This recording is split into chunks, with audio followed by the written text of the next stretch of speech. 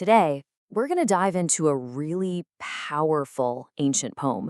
It's this incredible story that spans, eons.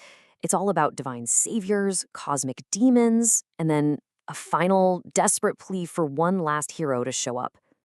Right from the start, the poem hits you with this haunting question. It just pulls you right in. Who is this you that's so desperately needed? And what on earth could be happening that's got someone waiting for centuries? That's the mystery we're here to unpack. So, to get why someone is pleading for help, you first have to understand the plan. The whole story is built around this core concept in Hindu cosmology, this repeating cycle where saviors, well, they descend to Earth whenever the world needs them the most.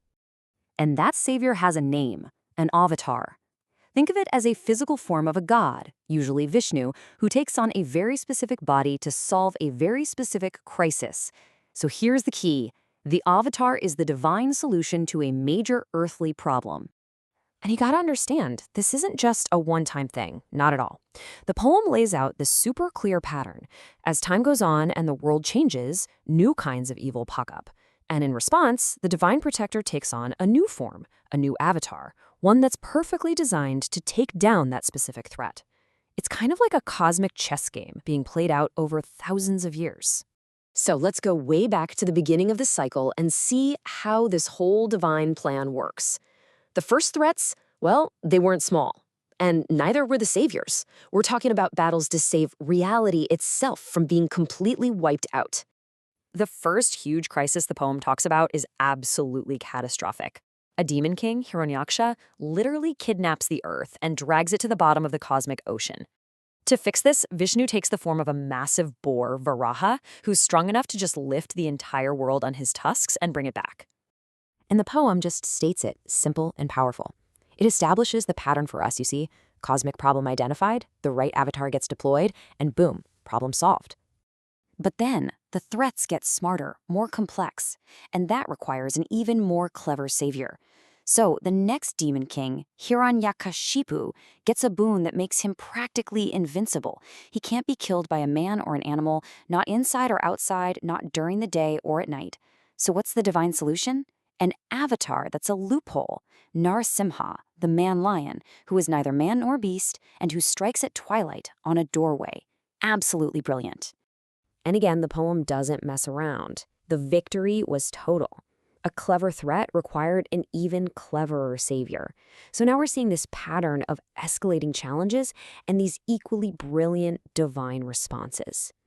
Okay, so the cycle keeps going, but the battlefield, it shifts. As the world filled up with people, the nature of evil changed. It became less about cosmic chaos and more about moral rot inside human society. So to fight this new kind of evil, the avatars started to walk among us. Now this is a really crucial shift. The battles are now about things like justice, righteousness, and virtue. So the avatars take on more human-like forms to guide humanity and fight tyranny right from the inside. A perfect example is the demon king Ravana. When he abducted Sita, it wasn't just a kidnapping. It was a symbolic attack on dharma, on virtue itself. The response? Rama, the ideal prince, a man who was the living embodiment of righteousness, to show the world how to live a moral life. And the poem just brings it right back to the core mission. For all the deep complexities of his story, Rama's most fundamental job as an avatar was to take out the great evil of his time, Ravana. The challenges just keep evolving. Now the threat is Kansa, this evil, tyrannical king who's just terrorizing his own people. The avatar is Krishna, who's not just a warrior, but also this divine strategist and guide, counseling heroes on how to get justice. And with this line, the poem kind of wraps up its highlight reel of past victories. Krishna's triumph over his wicked uncle marks another successful mission. But this is exactly where the poem's tone completely changes. So after walking us through all these epic wins from the past, the poem just pivots hard. It turns to the present, and the picture it paints is not heroic. It's a world that's been plunged into total darkness. This is the age known as the Kali Yuga, the age of chaos. It's like the poet isn't a historian anymore telling tales of what used to be. Now he's a witness, just describing a world where everything has gone completely wrong. All the order that the previous avatars fought so hard to build, it feels like it's just crumbled. And the poem gives us these specific, horrifying details. It says the line between gods and demons is just gone. Everyone is acting like a demon. People are turning on their own families. Destruction is everywhere. And that one evil king, Kansa, well, now there's a tyrant in every single home. This line, wow. This is the emotional gut punch of the poem's despair. It's a direct cry to a past savior, to Krishna, basically saying, look what's happened. The most sacred symbols of life are being violated. It is just a moment of profound heartbreak that shows you how far the world has fallen. And it's from this place, this absolute rock bottom, this age of despair, that the poem's real purpose finally emerges.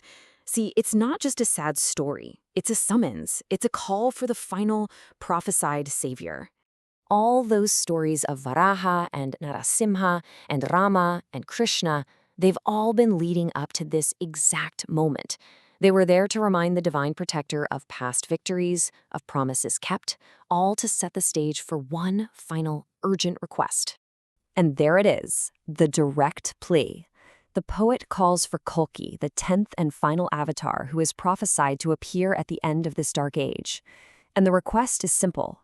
Come, destroy this age of darkness, and lift us out of our suffering. So after walking us through literal ages of divine intervention and rescue, the poem leaves us with this one final unanswered question. It just hangs there in the air, filled with the weight of centuries of waiting. It's a question about faith, about exhaustion, and about hope.